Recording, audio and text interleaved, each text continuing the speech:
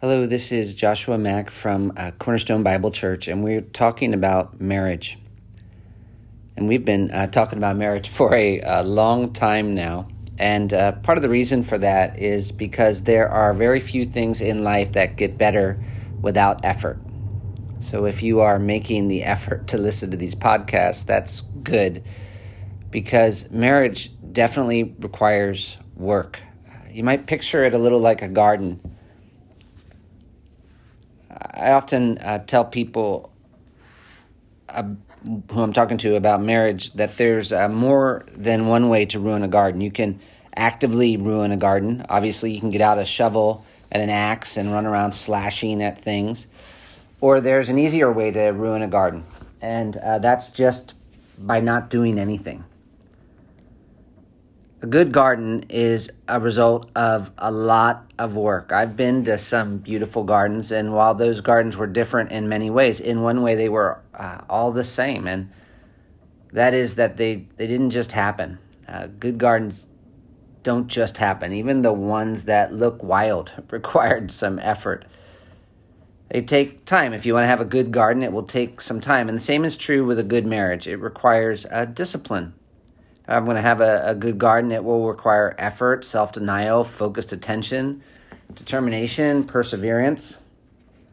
And the same is true with a good marriage. It requires sacrifice. If I'm going to have a good garden, it's going to involve some pain. I'm going to have to be out in the sun. I'm going to have to bend over. And that gets harder the older you get. We have to stoop. And the same is true with a good marriage. It's going to require dealing with problems. If I want a good garden, I'm going to have to pull weeds, so many weeds. I'm going to have to deal with insects, potato bugs, and all of those kinds of things, and diseases that plants get. And the same is true with a good marriage. It's going to require proactive care. If I'm going to have a good garden, it's going to take fertilizing, watering, cultivation. And the same is true with a good marriage. It's going to require perseverance. If I want to have a good garden, I'm going to have to be alert. I may have to study, especially somebody like me who hasn't done much gardening, watch some serious YouTube videos. I'm going to have to learn about plants. And a good marriage takes perseverance for sure. Watchfulness, alertness, maybe even some studying. Proverbs chapter 14, verse 23 puts it like this: in all toil there is profit, but mere talk only tends to poverty. And that's true pretty much in every area of life. But nowhere is it more true than in the area of marriage, for a couple of different reasons. First, when two people get married, they're usually new at it. Definitely they're new at it with each other. They've never had to do exactly this before. And so there are a lot of skills that they're going to have to get better at, and the only way to get better at them is through practice. Getting married, one man writes, as good as it may be for those who choose it, is nonetheless a crisis in the lives of newlyweds because it requires radical changes in their habits and behavior, in their assessments of their world and themselves, in their priorities and in their responsibilities. In other words, there's a lot of changes happening, and there's a lot to learn, and that includes learning about each other. Because not only are they new at marriage, whether they realize it or not, they're kind of new to each other. They know each other, but they don't really know each other. As another author explains, marriage immediately forces changes upon the partners, which no matter how well prepared they thought they were, surprise them and require a new and specialized labor from both of them. This is the fact.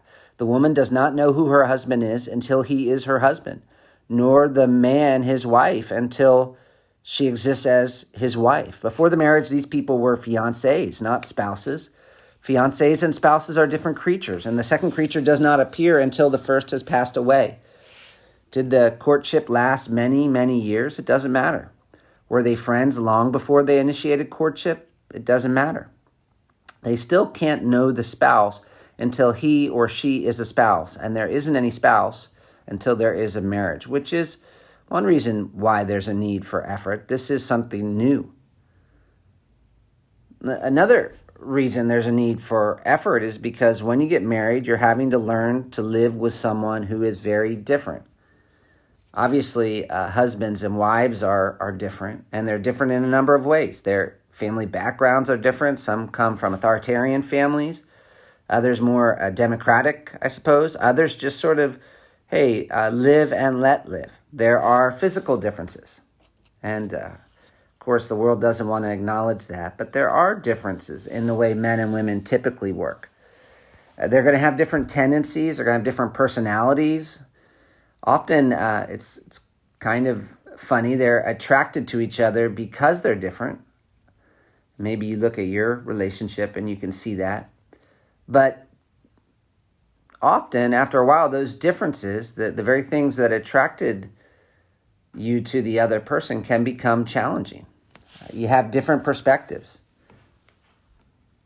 You have different expectations and desires. You can even see this among people who are not married. One person will think friendship means that you get together all the time, and the other's like, hey, man, we're friends, and that doesn't mean that we have to get together all the time. I'm your friend even if I don't see you, but once a year.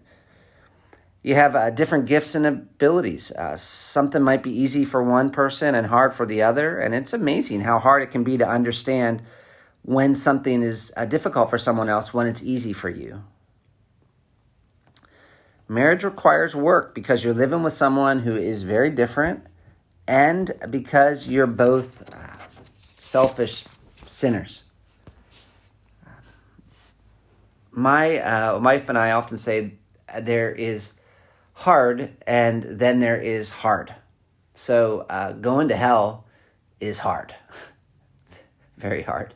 It's not even the right word, of course.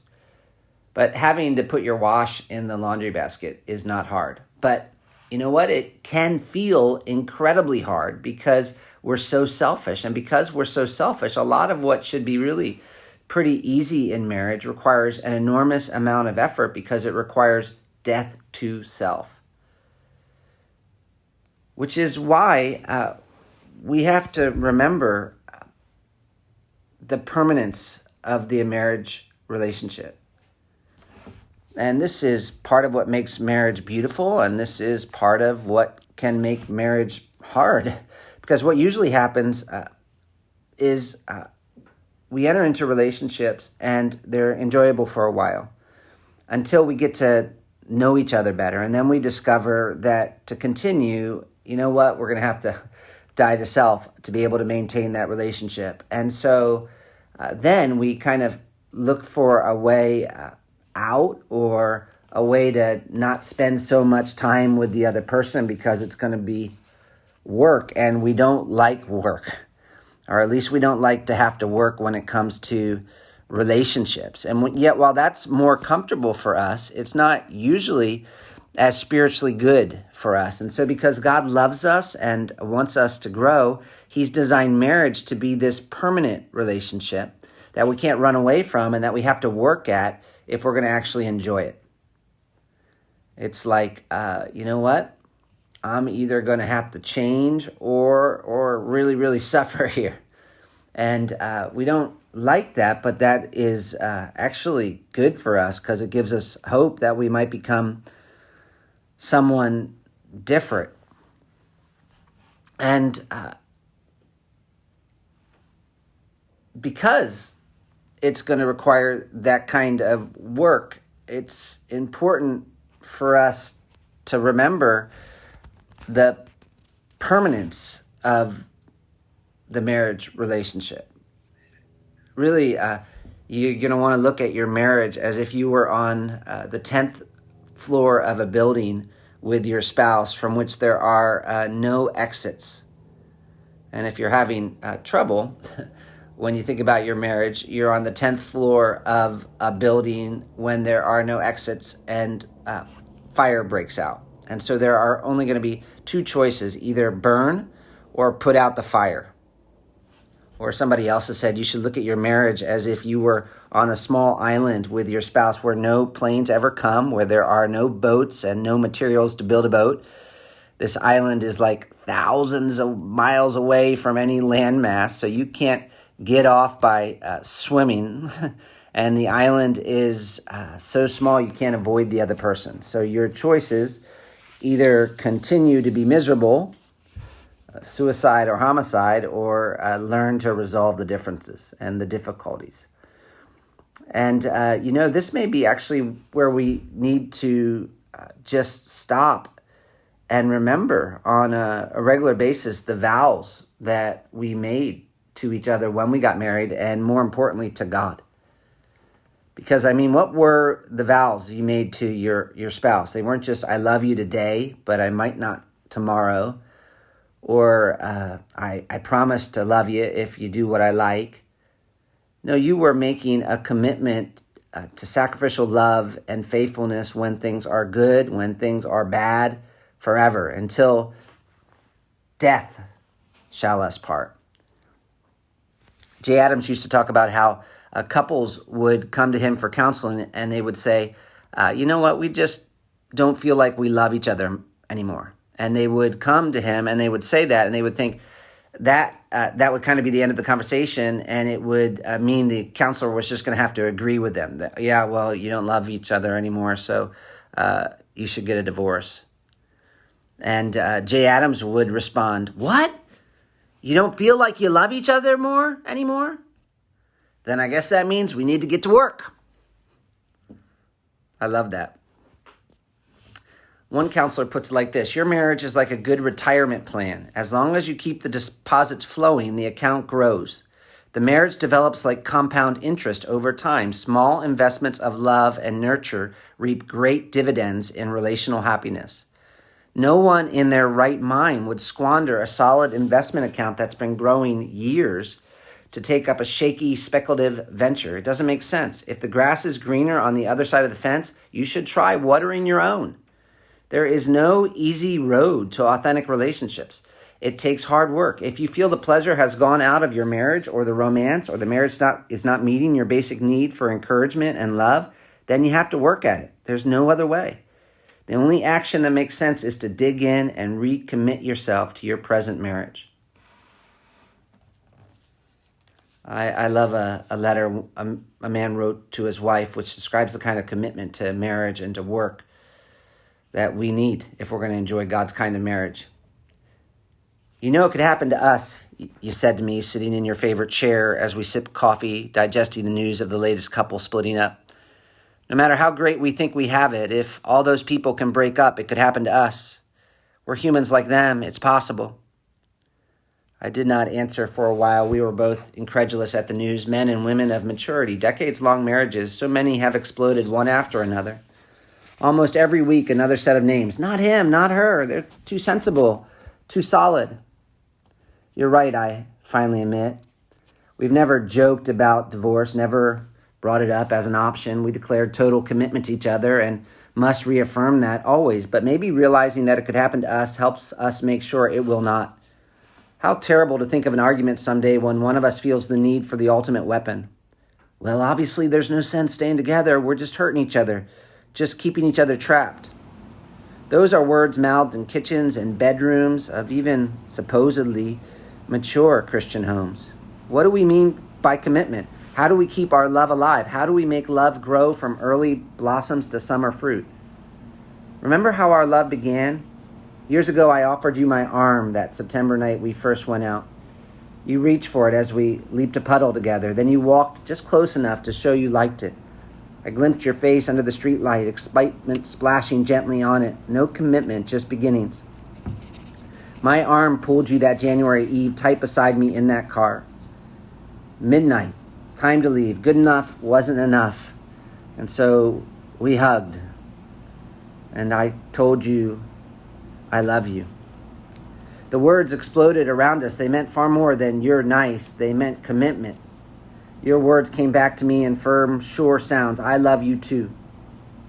Yes, I chose you. Out of all the lovely girls I knew, I chose you. How marvelous are the ladies of planet Earth, he says, this author here. And then he says, but I chose you. Decisively, permanently. Is that self-entrapment? Was a commitment made in youth to bind me a lifetime? Ah, but it was as strong as birth, a fresh creation, soon to be a new flesh, you and I as one. We chose each other. You to shape me and I you. Then the wedding, flying rice and honeymoon, days and nights together, two persons as unalike as birch and cypress has chosen each other. The heavens laughed and the sands of earth lay ready for the tender feet of our newborn self. Does time change all that? Were we naive? Now, after we've loved, argued, laughed, given birth, what does it mean when I hold you and say I love you? Without the young love ecstasy, is it just mere words?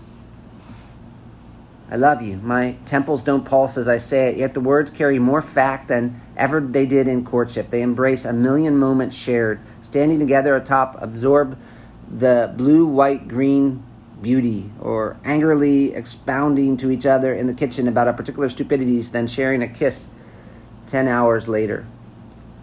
Bonding moments holding us together. How easily these bonds could be tyrannical. You always forget, you never think, and bitter moments bite into their flesh with binding ropes that tie them to the time and place instead of to each other. Yet bonds can be 1,000 multicolored strands of sorrow, joy, embarrassment, of anger, laughter shared as we watch God maturing us, as we gently tell each other of our joys, our fears, and our dreams. Rope is rope. Experiences are much the same. Crabby days, laughing days, boring days.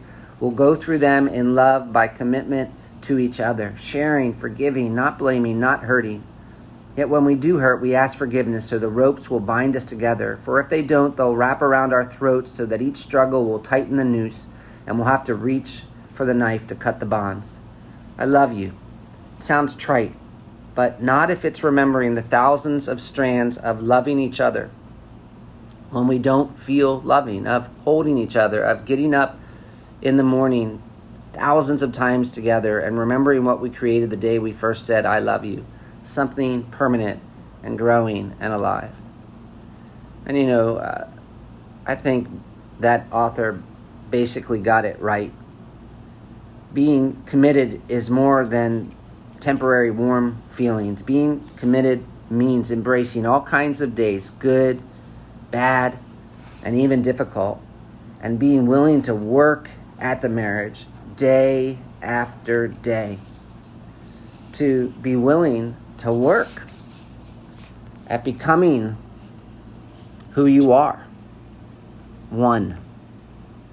To work at doing what you committed to.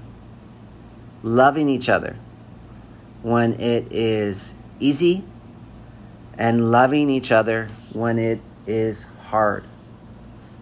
Marriage is something that God designed to be absolutely beautiful and wonderful, but it isn't easy.